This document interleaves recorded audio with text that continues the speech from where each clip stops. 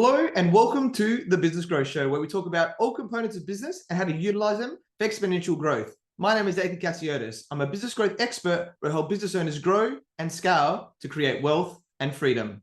Today, I have an awesome guest. His name is Morgan Nelson, and Morgan is a speaker, mentor, podcaster, author, and trainer. Morgan is a Gold Coast local who went from being emotionally and financially broke at the age of 21 to financially free at 23. And he has spoken on stages in 5 countries to crowds of over 6,000 at once, and has shared the stage with the likes of Steven Bartlet, Tai Lopez, Chris Williamson, Dr. John Demartini, and Joel Brown. And his Dream Out Loud podcast has reached number 6 for personal development in all of Australia and 101 in the USA, plus top 10 in 20 other countries, and is the top 1% of podcasts globally. And he's had guests such as Les Brown, Kerwin Rae, Dr. John Demartini, Victor Hansen, Chris Voss, Dr. John Gray, and Tai Lopez, and so many more on his podcast. And he's the founder and CEO of Dream Out Loud Events, which is one of Australia's fastest growing and top rated personal and professional development companies, helping entrepreneurs break through a life of fear, doubts, and limitations, and finally create a life on purpose with passion and next level success. Welcome, Morgan Nelson. Thank you for being on the Business Growth Show. Mate, thank you so much for having me. That's a tongue twister, that one. Definitely, mate. You've done plenty of things there, and I like to give it a lot of energy. So, it's going to be a great show, I'm sure, for everyone listening today. And you are a very successful entrepreneur, as you know, many people have already heard. But I'd like to know a little bit more about the journey. So, do you want to maybe share a little bit more about that quickly? Yeah, I can give you a super quick story. So, look, I'm 30 years old now. I fell into this by accident, kind of at 21 years old. I remember I used to be a tradie. I was working, 12, 14 hours a day, every single day. And one day I just kind of realized, I was like, if I don't change something, then nothing's ever going to change. This is going to be my life until the day I die. And a friend invited me to a network marketing night, and I had no idea what this was all about. And for the first time ever, I actually saw that people in here were talking about visions and goals and retiring and millionaires. And it was crazy for me. And I jumped right in, and I remember getting my first CD of Jim Rohn. It was a Jim Rohn CD that went for 56 minutes. And my drive to work every day was 52 minutes. And I listened to that CD every single day for at least 6 months straight on my drive to work. And I'd finish the last 4 minutes in the car park before I got into my job site. And I was starting to just prime myself and think a different way. And it was the first time ever anyone had ever said anything to me like, you're the sum of the 5 people you surround yourself with. Don't wish life was easier, wish you were better. It's not the set of your sail that determines your destination.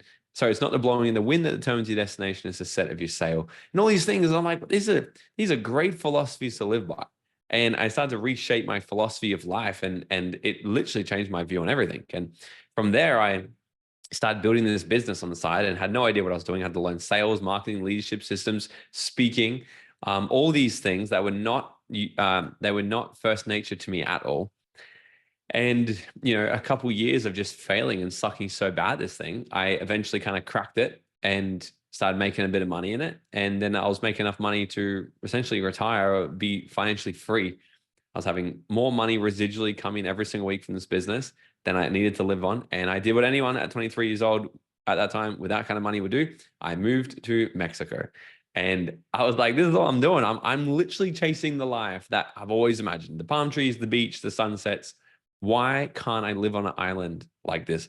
And I did it. And what happened after doing that, I realized that, how the hell did I go from this at 21 to now this at 23? And I got absolutely obsessed on our mindset, our success. I got obsessed on our own potential as human beings. And I started to teach it to other people, like how I operate, how I think, how I do things, and my mind. And I just got really passionate about doing that. And fast forward now, I started my events business at 27, I think, or 28. I think I started doing it, or I started actually teaching my own programs instead of, because what happened between 23 and 28, I was being sent all around the world to travel and speak at conferences. I was speaking and training millionaires, like big successful people interviewed by billionaires. And I was just kind of getting my head around all that, but I'll teach them things on how I grew my business and the mindset, and how to overcome doubts and limitations and fears and all these sorts of things. And COVID made me realize that, I want to step inside doing this for myself instead of just being asked to speak at events. I'm going to run my own events, because events stopped. And then I was like, I'm going to run my own. And, we've then now gone on to do millions of dollars in that company, in that venture. And with now, by the looks of it, I think by the end of today, I'll have a 5th company under my belt. And, now I'm just kind of obsessed on just duplicating the process and getting into more businesses and helping more people do things and plugging things into our wheelhouse. And, really just having a lot of fun along the way. Like my whole thing's life by design, so how do we actually, make a lot of money, but also have a lot of freedom at the same time? Because I know some of my friends make a shit ton of money. But I call them right now today. I say, come play golf today. The weather's good. And they're like, I'm in meetings. I can't, so it's not very rare that, I can sort of call some of my very wealthy friends and they just have freedom. And that's the thing that I like to make sure that I do. I never go a day, I never go a week. I never go longer than 1 week without having just some spontaneous freedom in my life. And I can do that because of the way I've sort of built my life out with the incomes and stuff. So that's kind of the short story. Yeah, cool, man. Thanks for sharing, and great story. It's always interesting to hear where it happened, the changes, and I love the the Jim Rohn, mindset. One of the 4 founders of the personal development, and then where it's all come from there and what you've created. And I like that you said that you had to fail for a bit, you had challenging for a few years, but then you worked it out, right? Which is normally what happens, with a lot of businesses as well, to get through that stage, which is awesome, man. And I know you're all about creating your dream life. So, and I know you have 4 secret pillars on how you do this. So do you want to maybe share a bit more about this and how we can do it? For sure. So it's funny, there's actually a 5th one now.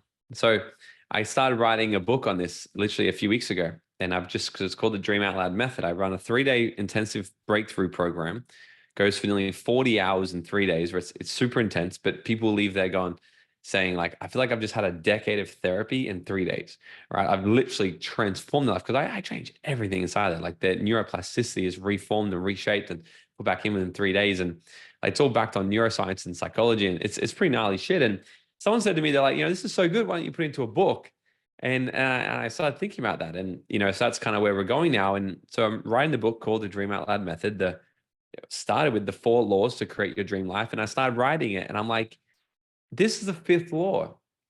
There's actually 5 laws. So let me kind of dive, because this is literally an entire keynote. This is like, I'll try and condense what I do in 40 hours, right? To like, a few minutes of you here. And we can kind of unpack this any way you want to go. But, I've seen there's so much information out there that's, positive thinking or got to set goals or smart goals and all these things. And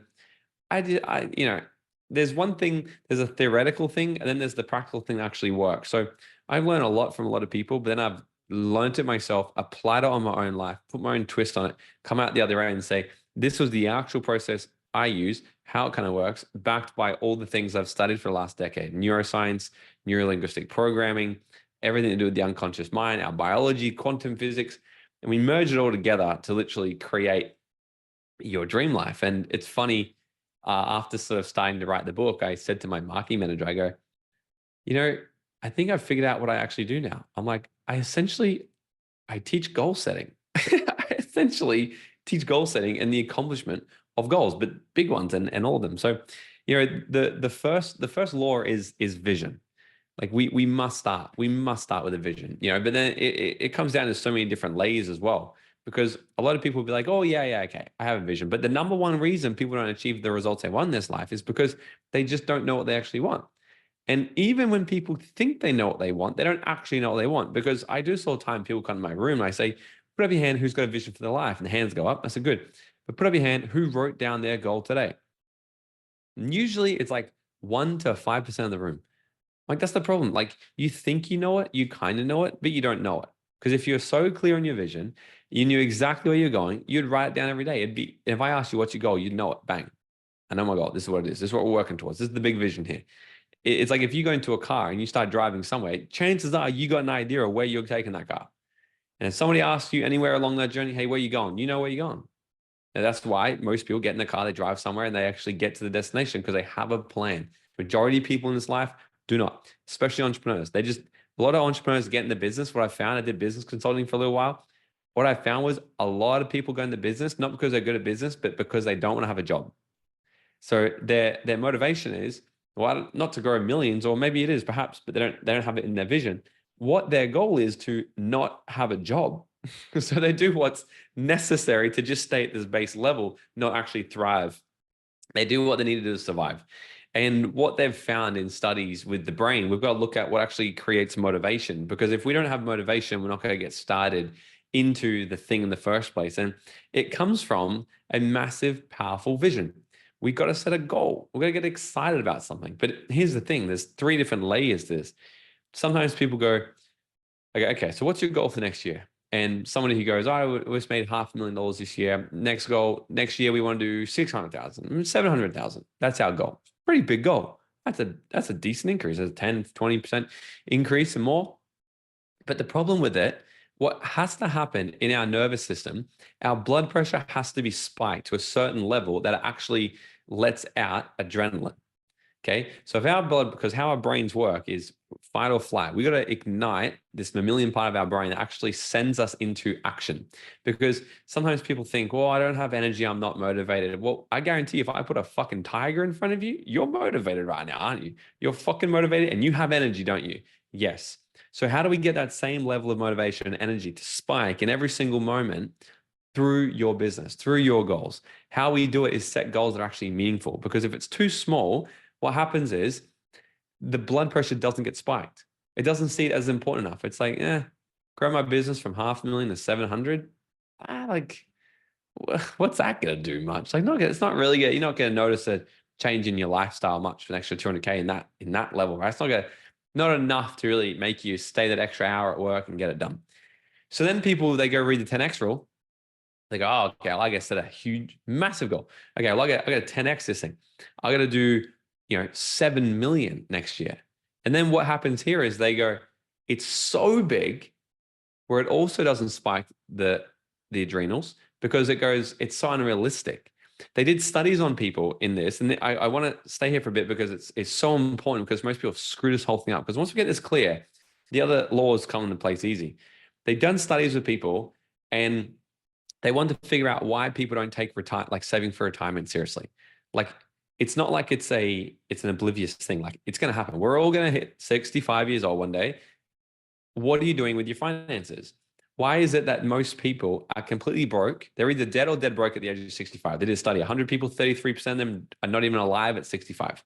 Yet most people think they'll live forever. 33% of people won't make it to 65 years old.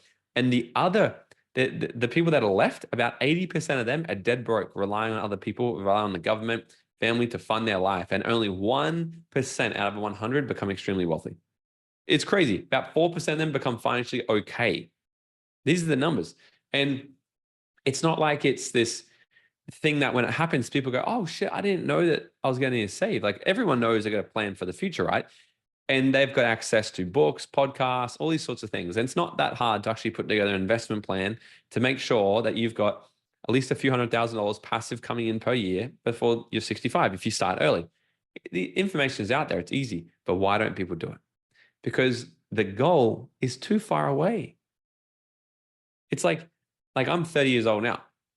One of my mentors told me at 21, she started telling me about index funds, investing. She goes, Morgan, you'll be a millionaire. You got to do this by the time you're 65. You're going to have $2 million invested if you just do this. And I'm like, $2 million by 65 in 45 years? I don't give a fuck about that. I'm going to make it now. Completely disregarded it because I was like, it's too far away. It doesn't motivate me. It doesn't excite me. And that's what they've shown. So if the goal is too big or too far away, so people go, I'm going to set a 10-year vision. It's not working for you because it's too far away. So what you got to be working within something like, what's the immediate future? Somewhere within the next 1 to 3 years.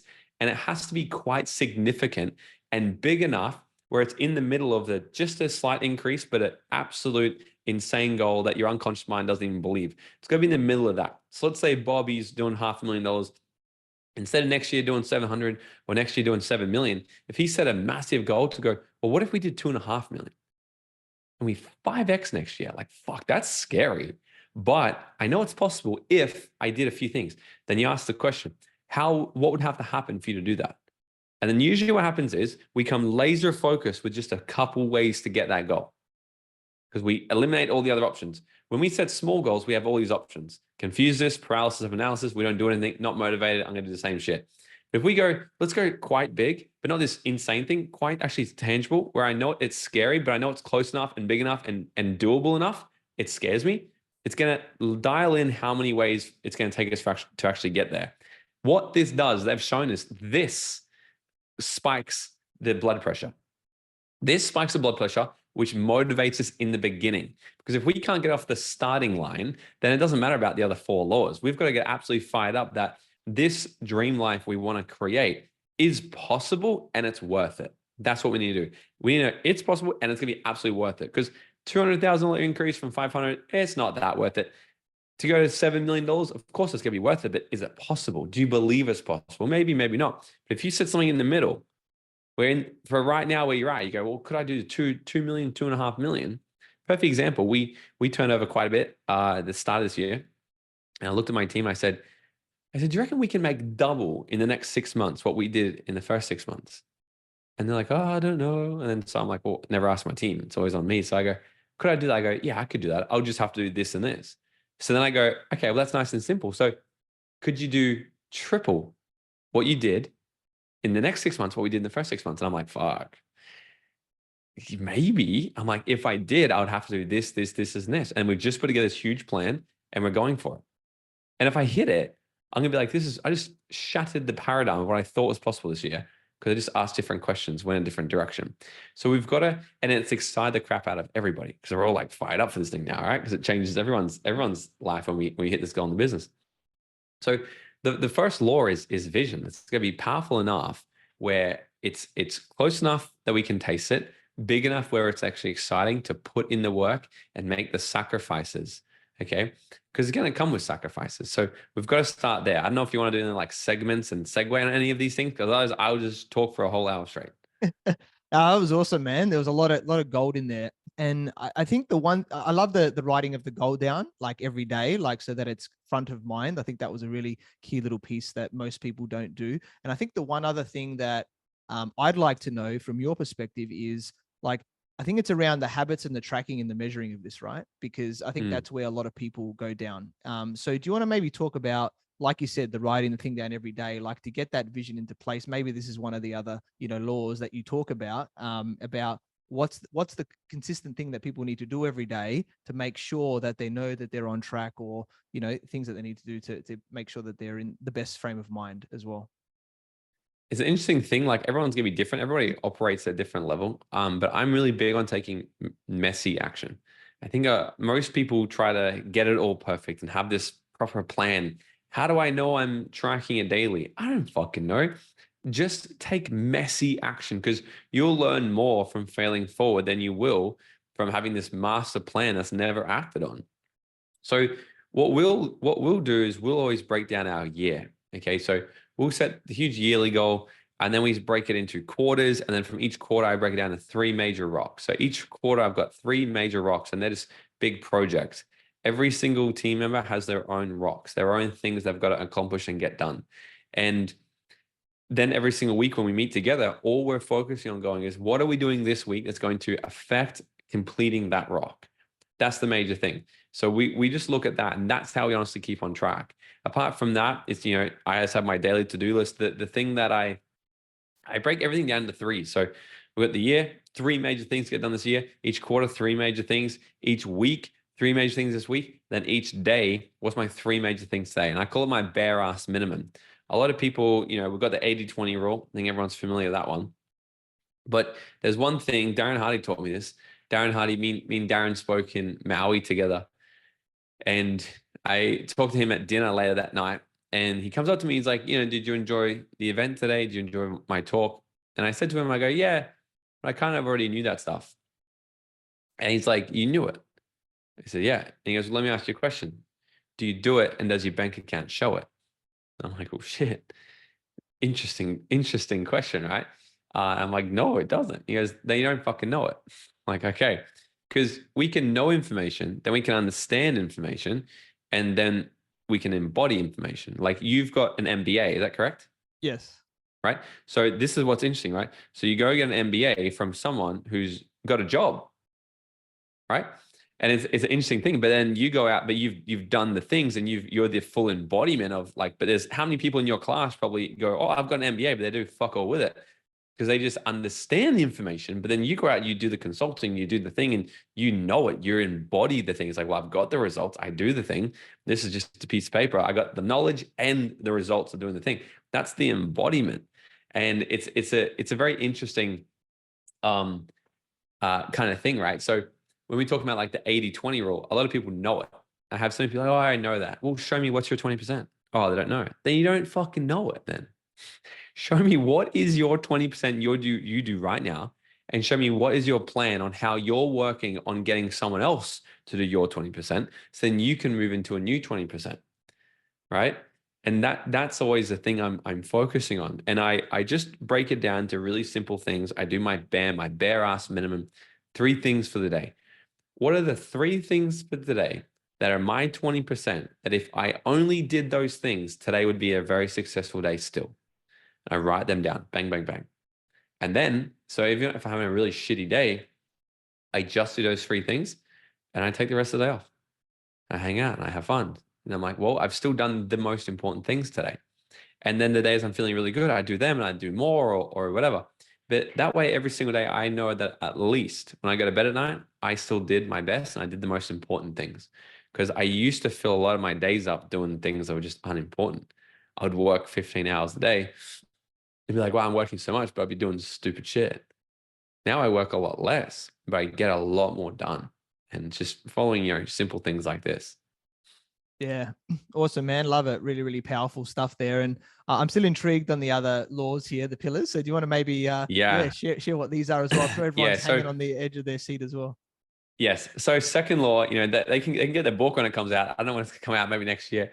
So the second law is the right environment.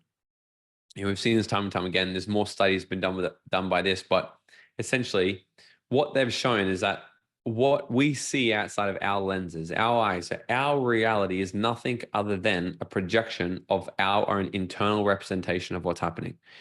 And our internal representation of what's happening has been made up with everything in our environment, everything in our external and our internal environment. Because we can see something crazy. We just saw COVID, right? And we see people who are, oh my God, COVID destroyed me. And then other people be like, oh my God, COVID redefined me. They have a whole new meaning for it. And they see it completely different.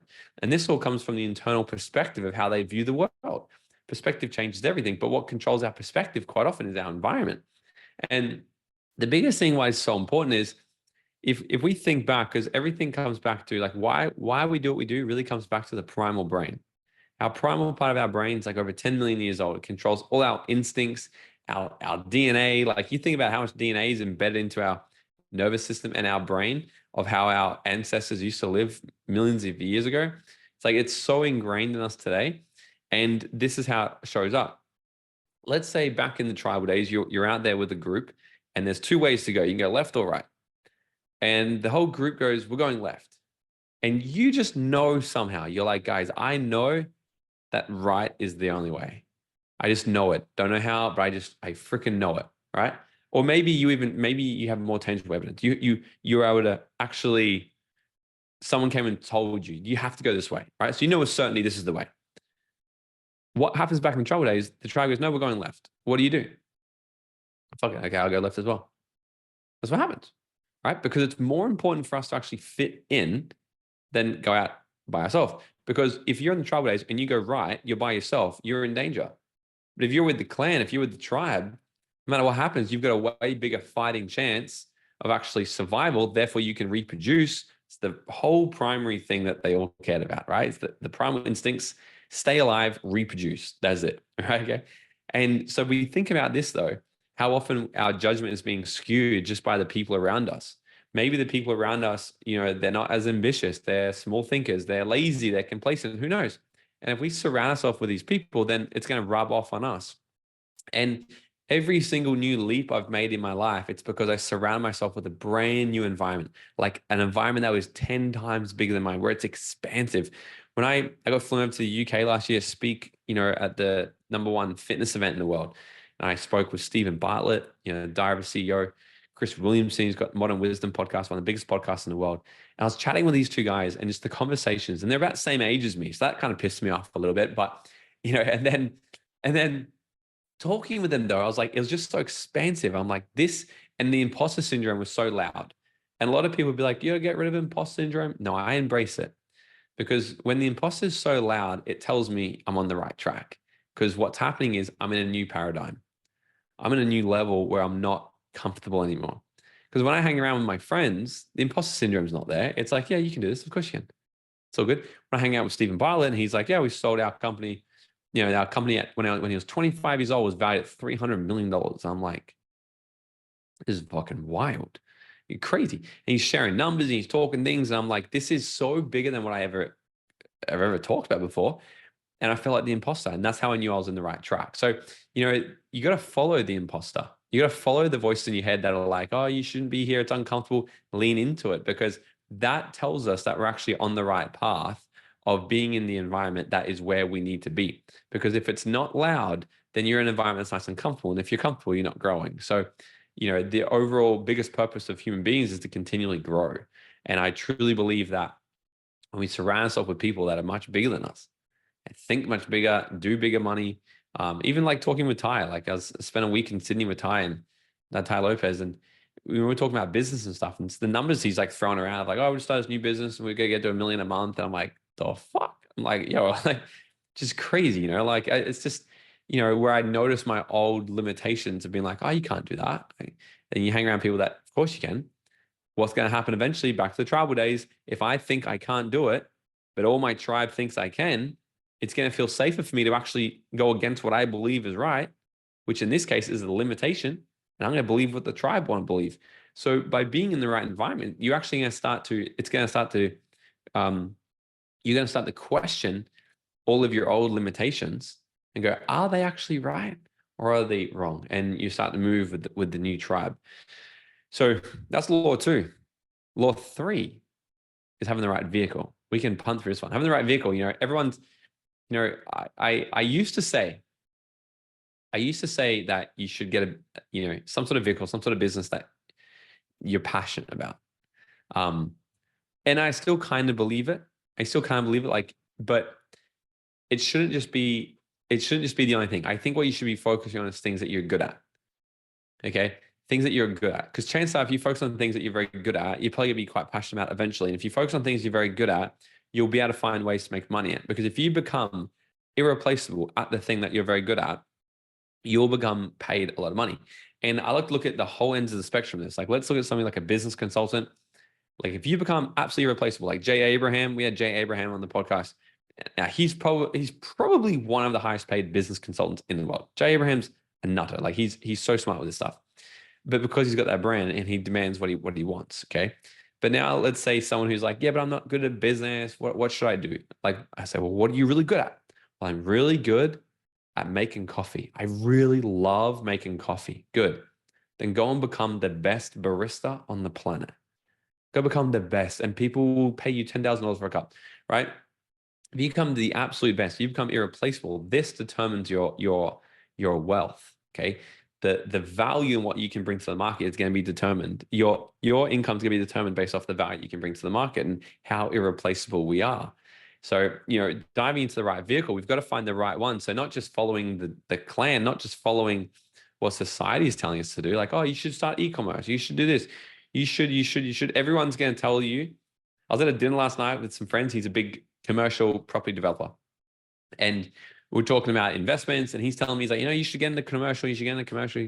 I say, the funny thing, I talking to my friend the other day, and she's selling her business for $800,000.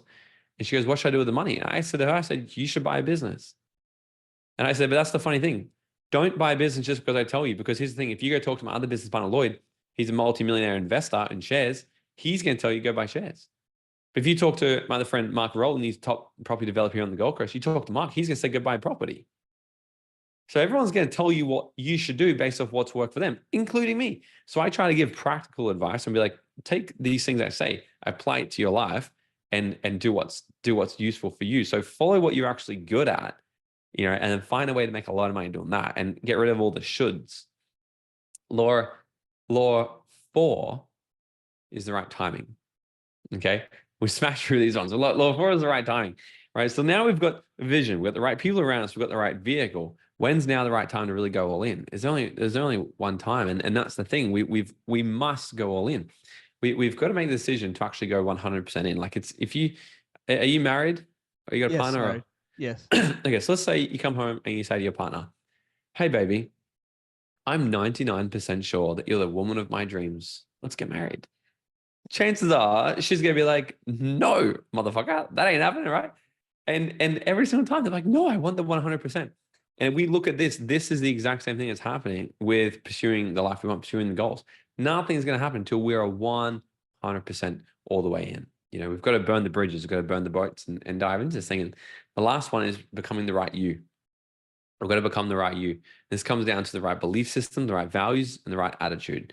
What was his name? I can't think of it right now. Roger Bannister. Roger Bannister was the first person to run the 4-minute mile. And up until then, everyone told him it was physically impossible for him to do that. And he believed it. He had this absolute belief, this absolute certainty that it was possible, it was going to happen. And he kept visualizing, kept seeing it. And then he did it. But the craziest thing that happened after, 6 weeks later, someone else did it. And then another person did it, and another. Now there's been thousands do it. Why?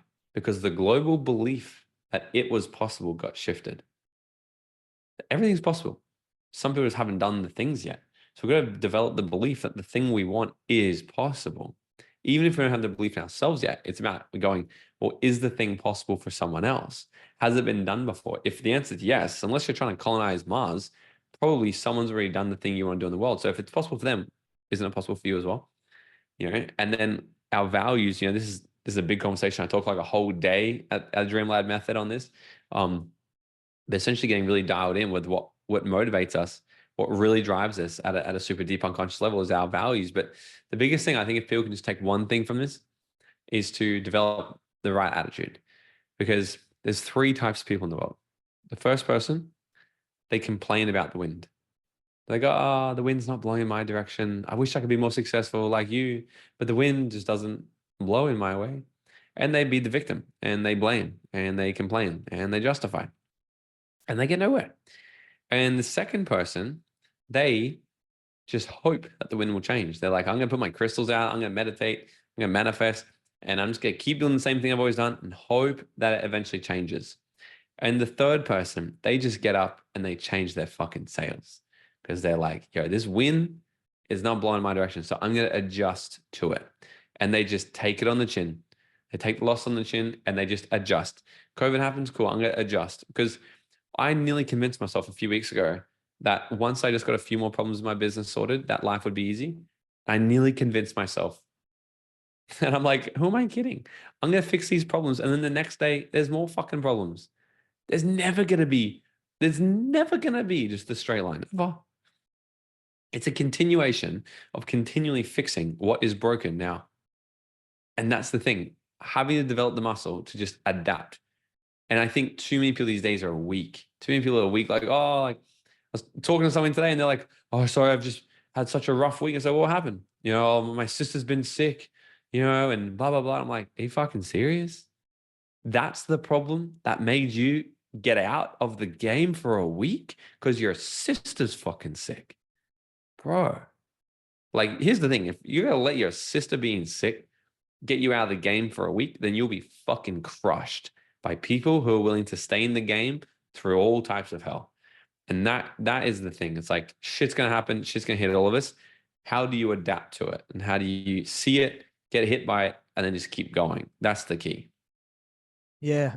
Awesome, man. So much gold share there for everybody. And I think, from what I know about most successful people is they've just failed a lot more times than they've succeeded. And that's why they've succeeded. And most people, I think, quit too early, right? Like you said, they're weak. They're like, a few challenges happen. The results didn't go their way in their business or something happens in their life. And they're like, I'll just stay comfortable. So I think, that building that up and just keep going back is such a big point. And then eventually you get there, right? You figure things out. And I think this is the power of coaching, mentoring as well, right? Of getting people outside from us to help us. And I'd love to know your just quick thoughts on, coaches and mentors and how it's helped you, and what you've achieved too. I've had so many coaches. I think right now I have about 5 or 6 coaches, mentors. I just jumped into a new program today. I think anyone who thinks they can get anywhere by themselves is foolish. like it's just crazy. Like, I don't even think we can even talk about it really. It's like, if we look at, I was talking the other day actually to a group of people, and I'm like, I showed a picture of Tiger Woods. I'm like, who knows? I'm like, who knows this guy, right? He's, oh, Tiger Woods, everyone knows him. I said, so what does this guy have? Like, what does this guy have? And I showed a picture of Michael Jordan. What's this guy have? Right. And they're like, oh, well, I'm like, the commonality is they both have coaches. Like the best in the game have a coach. The best in the world have people in their corner, helping them be even better, helping them be at their cutting edge. So why don't you? Like, I've always been obsessed with condensing decades into days. Like, I'll always find people who've got great wisdom and I'll just pay them for their time. I have lots of friends that are really good at what they do. I don't need to talk to them all the time, but I'm like, hey, can we, I want to book in half an hour with you? Send me a link. I'll pay you. I just want to get some questions answered. Bang, bang, bang, bang. Because I'm just going to get it quickly from you. I'll pay you $500. Give me half an hour. Let's go. Let's talk. Because that's going to save me a year. Give it to me right now. Tell me how you did it. If you tell me how you did it in 10 years, and you show me exactly the steps, I should be able to do it in 1 or 2 years. Right? Yeah. Pay for speed. Like, it's like, I think I've invested for like $300,000 or $400,000 in my own growth. And it's the best ROI. We're the best asset. You look at the best asset classes. Even Warren Buffett. Warren Buffett was asked, what is the best investment you ever made? You know what he said? In myself. Is the best investment I ever made was myself. Because the more you learn, the more you earn. If Warren Buffett, #1 investor of all time, says that, then that's enough for me.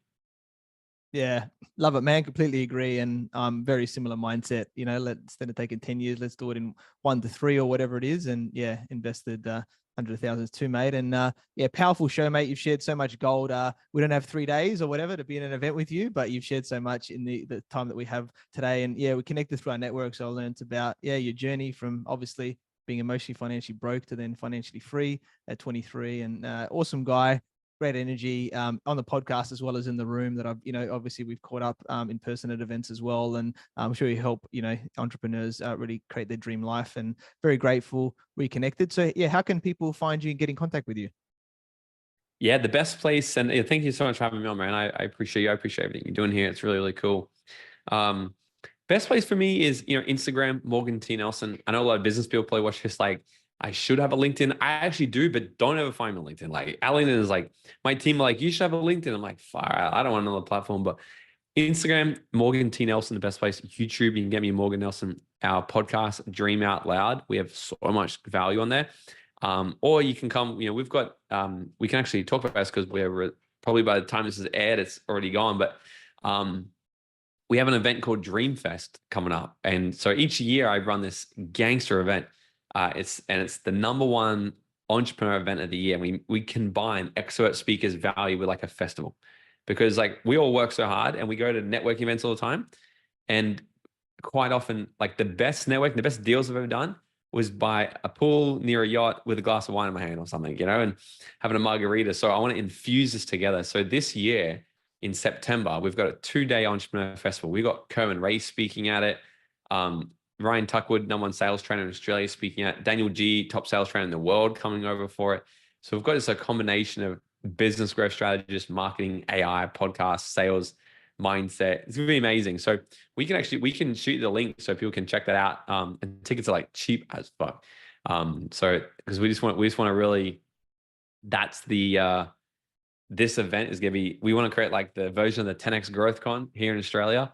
Just for business, personal development, and just have a lot of fun. So yeah, after parties, DJs, yachts, the whole shebang. It's gonna be amazing. So we can shoot that link over too. Yeah, awesome, man. Love it. Definitely check out Morgan on the socials website and Dreamfest event there link, and see more about what he's all about. And yeah, it's been a pleasure interviewing you, mate. And yeah, thanks for being on the Business Growth Show. Awesome, brother. Appreciate you. Thank you, everyone, for watching and listening to this show where we talk about everything on business growth. And please like, subscribe, and leave us a 5-star review. You can find me on LinkedIn, Facebook, Instagram, and YouTube as Athin Cassiotis, or visit my website, athincassiotis.com. If you want to grow and scale your business, you can reach out to me on any platform to see if we're a good fit. I completely agree with you, or do I? The only way you know is if you tune in next time. So until next time, remember that our business grows when we learn skills and take action using them in spite of fear. So remember to design your growth and results.